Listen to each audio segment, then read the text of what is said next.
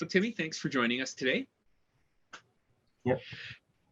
So tell us a little bit about the melt we're having. I was looking out and I'm seeing a lot of snow disappearing, but I'm not really seeing a ton of overland flooding. I don't even see a lot of puddles out there, just a few here and there. Is this that perfect melt that we were all kind of hoping for when we were looking at that big snowpack and those dry soils? Oh yeah, no, definitely. I think we couldn't have asked for a better weather to enhance the snow melt and have just that gradual snow melt that we want. And I think this is the perfect weather that we could have asked for actually in the last week or so, and even up until the next few days. The temperature has been hovering in the single digits, either above or below the freezing, but it's been mostly between -5 and +5 for the most part in many areas. So that has really allowed for a gradual snow melt compared to if we had had, say, +15 on one of those days, we won't be saying what we are saying today. So I think this is just the perfect weather we could have asked for to help with the gradual thaw, the gradual snow melt. But beyond the gradual snow melts that we are having, I think something important that we've actually seen, and it happens almost all winter, but looking at our data, we've actually seen a slight uptake in wind. And when you have high wind speed or higher wind speed, it tends to enhance sublimation. So wind speed, a combination of wind speed and solar radiation tend to really enhance that sublimation, which is when, the snow just move into the vapor phase and bypassing the liquid phase. So that also has played quite a role. Now, we don't have any measurement to determine how much of an impact that has been, but we do know that snow sublimation is definitely something. So I think a combination of the fact that we've had that gradual melt. I know one other important thing that we had, and I actually sent a tweet about it last fall, was the fact that in mid-November, we had quite a bit of a snow dump on frozen soil, and that really did help a lot. And I remember at the time I sent an image with, just what to expect in terms of the spring thaw, such that you would have most of the water still being able to move into the soil profile, because with the snow on frozen soil, it creates an attenuation effect like a blanket, such that instead of the ground being hard frozen, it actually doesn't get as cold as it would have been, as the frost doesn't go that deep as it would have been. So a combination of all these factors have really helped with, again, mitigating what could have been a massive snow melt. Yeah, anecdotally, I can tell you that the soils are just around my house aren't that hard frozen. I had to go and dig out my gas meter at one point because I was having some pressure issues, Wow. and Hydro told me to go and dig it out. So I went out and I dug around it, and when I hit the soil, I was surprised that it was actually quite loose on the Yeah. surface. Yeah, and we've had that quite a bit as well. I was talking to a producer southeast corner around Mendocino, and he said the exact same thing, that he was out in the middle of January and he was so surprised that he was still able to actually poke his probe quite easily through the surface layer. And he was wondering why that was in January. And I told him again, pointing back to the fact that we had the perfect first snow in November on unfrozen soil. And was it helpful? It wasn't helpful for the growing season, obviously, but was it helpful when it came to freeze up that the soils were quite dry, that there wasn't a lot of moisture there to freeze? And I also wonder if you can tell us a little bit about that deep cracking that we were seeing in the soil. Does that help with the infiltration in the spring as well? Obviously, it definitely did help. Now, that being said, though, we actually did receive a bit of moisture in the fall. We had some rain in the fall. Again, didn't really help with last year's growing season, but hopefully it would have helped with quite a bit of recharge, such that going into this upcoming season, we should be in a better place than we would otherwise have been if we had not had a combination of the rainfall in the fall and the snow. Now, I should also mention that typically the snowfall only contributes, I'd say, about 20% to our moisture. So in a typical average, you would see about yeah, maybe 520, 550 millimeters of precipitation. This is just a ballpark number. And out of that, about 120 come in as snowfall. So about, yeah, 1/5 of it comes in as snowfall. So this year, obviously, we've received slightly more than that, depending on where you are. So we do expect that a combination of having the soil not saturated, which is, well, which is good for now, such that the snow, as it melts, it has somewhere to go. But I think it's a combination of so many factors, I would say. And like I mentioned, the fact that, and one of the major things, at least for me, is the fact that we had snow on unfrozen soil. Because if the soil were to be frozen in November before the snow arrived, then we would actually have quite a bit of overland flooding because it takes a while for the ground to thaw out. So I think, again, the combination of these factors have really, really helped to ensure that we are not having the massive flooding that we would have otherwise had, and also helping to have the moisture infiltrate. Now, many locations that I visited in the fall actually had the cracks already covered, at least to a large extent. But yeah, no, but in August, I was at a location just in Glenlee, and I could easily lose like my 70-meter probe, so 70-centimeter probe, not meter, no. Yeah, almost three feet probe in the crack. So we did have quite a big crack forming along in those areas, with heavy clay in the Red River Valley. But by the time, the snow flight, we did have most of those gumbo cracks filled in because we've had quite a bit of rain in the fall. So we had some rain in the fall. We did still definitely have more space for the water to go. And with the above normal precipitation in the winter, it's just a perfect combination of various scenarios to really create where we are at today. And let's look a little bit ahead at the future then. And I'll be the first one to admit I'm asking you to do something unfair and dust off your crystal ball. But that's the question I think everybody in the agriculture sector has: is what are we going to be looking at as we head into the spring? Instinctively, what do you think? We talked about midpoint through the growing season last year, and I remember you told me that these things go cyclically, and at some point we'll break that cycle. Yeah. Do you feel like we're sort of slowly working our way out of that drought cycle? I mean, the optimist in me says yes, but the realist says perhaps not. So I'm curious your take on it. Yeah, no, it's interesting because, and that's the one of the, not really a dilemma, but one of the important things that we look at in agromineralogy in terms of how to define the onset of any of these various phases before it happens. And there's really no way to determine that, unfortunately, at this moment, to know if actually we are at the end of the drought season, which again in the last, say, 3-4 seasons have actually been more droughty in a way.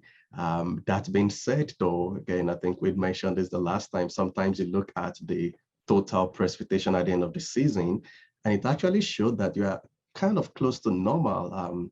Case in point at Brandon, I think 2019, where they had about 6 inches of precipitation in 2 days or so. And so looking at just the generic number doesn't really help. I think I tend to focus more on the timing, and it's still something we don't have a way of knowing yet.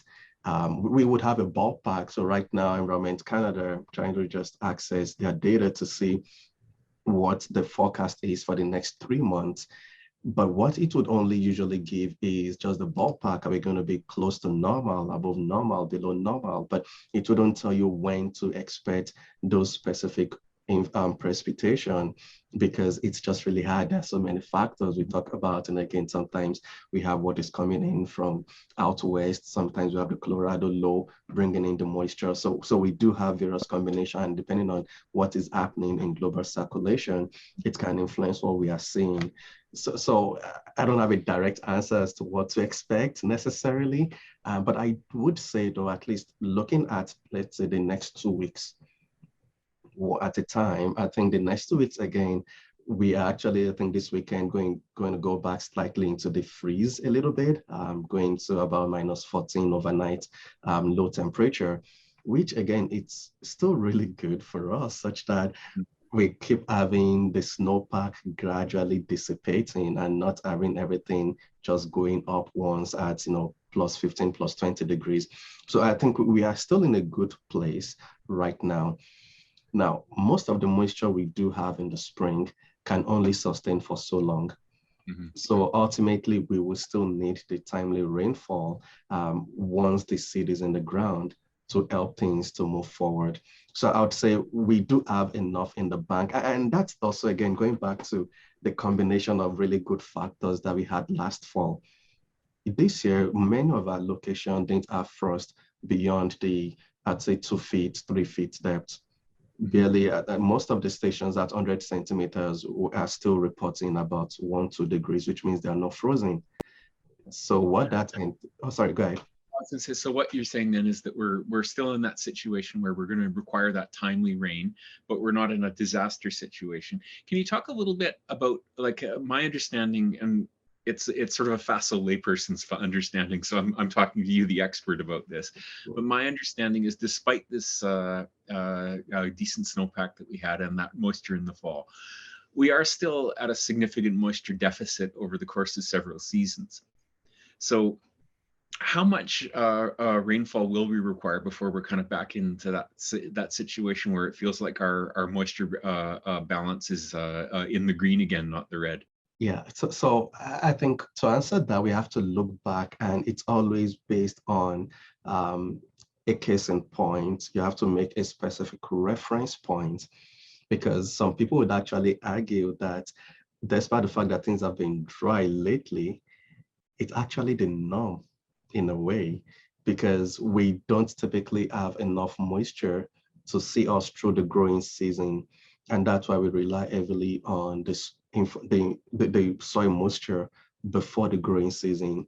So when you look at the evapotranspiration, which is how much we are losing due to crop water demand and how much we receive from precipitation, in a typical year, even for short season crops like wheat and canola, you will still typically have about, say, 2 inch deficit.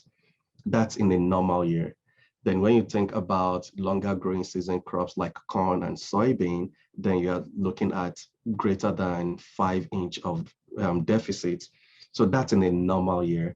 So in the last 3, 4 years, where things have been on the drier side, and that's why I said it's quite easy to look at the total, but to me, the total doesn't tell us the whole picture, because I'm looking at Brandon, and Brandon is still telling me that, yeah, we are still dry, but comparatively, we should be okay. And so I would say we would have to I'm looking at a combination of groundwater data to see where we are at in terms of the groundwater level. And boy, we've actually come up since around 2008 or so, up until 2016. We were just really quite high. And now we've been having a bit of a drawdown. So I would say to recharge that, that's gonna take another, and I don't want to put a specific number to it, but that's gonna take us more than just the snowpack that we've had. And the snowpack we've had also can be quite deceptive, because despite the fact that, let's say, around the Red River Valley, we've had about 140 or 150 millimeters of precipitation, not everything is going into the soil. So we would still have some of those hydrologic deficits in which we need to recharge groundwater, we need to recharge the sloughs, we need to recharge the waterways. And so all of these factors would actually, it's as if you are partitioning a big piece of cake and everyone wants their piece of it, right? So, the soil moisture wants a piece of it, and having it or holding it on. It's when there's an excess that it gets added to the groundwater. So you have leaching and the likes going to the groundwater, or you have overland recharge of the slough. So yes, I think we still, it's hard to put a specific number, but we do still need quite a bit of precipitation to get us to where we would want to be in terms of an hydrologic balance. But that being said, it still depends on the timing. It won't really help agriculture and help livestock if we just have, 3, 5 days of precipitation in a row where they don't have anywhere to go, compared to having them scattered nicely, let's say having an inch, every week or so to really just get up to where we want to be. So as the spring wears on, what are you going to still be watching? What's the perfect melt from this point on look like to you? Oh, the perfect melt would be continuing where we had right now, which is having the weather, which I know many people don't really like because of the potholes in many places and the likes. But I think having the current weather that we're having, ±5 degrees, where we are sitting at for another 2 weeks or 3 weeks, would really help. And I was looking at the satellite imagery just yesterday of this ice cover over North America, and you can actually see how the ice has been dissipating. And now it was all over North Dakota just 2 weeks ago. And now barely do you see much ice over North Dakota anymore. And it's gradually moving into Manitoba. So what I'll be looking forward to seeing is one, just the snow melt, how that happens. Now, I would expect that with the snow melt, we would actually have quite a bit of a recharge in soil moisture. Now, with the soil moisture now at field capacity, or even maybe being above field capacity, which is tending towards saturation, I'll be concerned in terms of having too much rainfall around this time of the year. And again, case in point, 1997, again, it's the spring precipitation well, combined with, again, the fall moisture and the likes that really just did us in terms of the flooding of the century. So I'll be looking forward, because at this point, we would be having quite a bit of soils that are at that verge of, getting close to saturation, if not at saturation. The good thing is that, like I said, most of the other hydrologic pathways are also at a deficit. So we still have the sloughs to fill up, we still have the dugouts and so many of these places. So we still have quite a bit of places for the water to go. However, what we don't want to have in the spring is to have tons of rain happening all at once.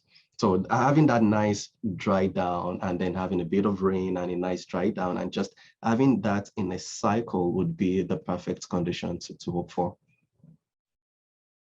Well, thanks for your time. I appreciate you running us through this, and I'll certainly be here with my fingers crossed, hoping for that. Yeah, no, for sure. No, we are all looking forward to just again having a perfect start to the growing season and then just continuing on from there. Great. Thanks again. Okay, you're welcome.